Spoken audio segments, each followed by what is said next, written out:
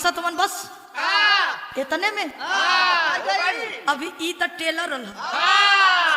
Film बाकी है, film तो अभी बाकी है।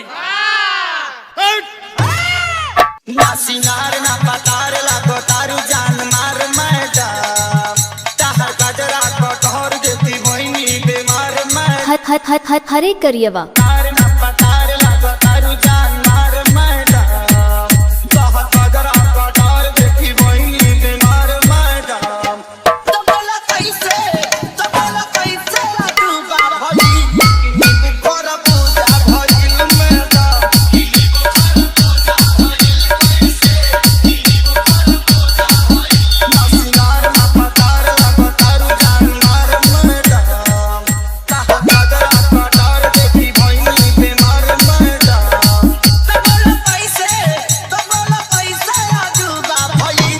हरे करियवा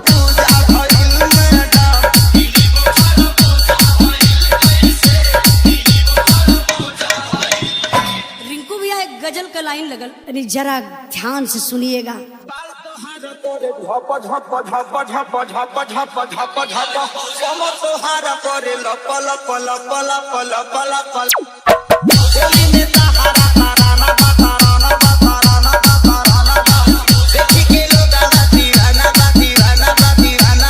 हरे करियवा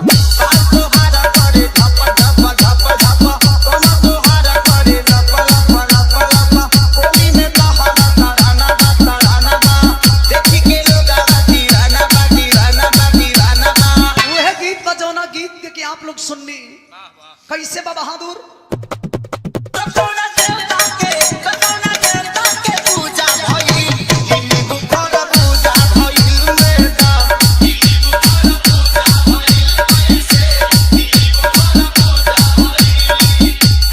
यही के बदल के गा दिल हैं भैया। बास चला मास्टर तो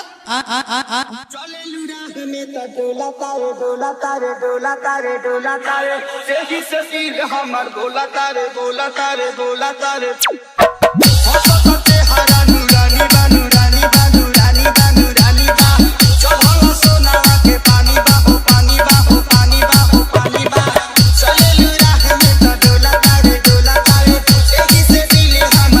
उपेंद्र म्यूजिक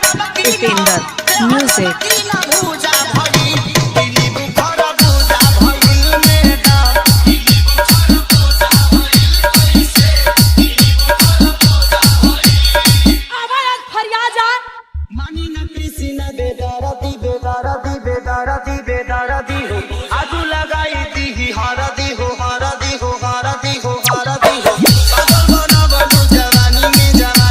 जवानी में ले जाई तो होके पालानी में हनी न कृष्णा बेदारती हो आजू लगाई दी हारदी हो पागल बनबलू जवानी में ले जाई तो होके पालानी में तो जितना हमन अकल रही उसे भी वजन पड़ गया यार।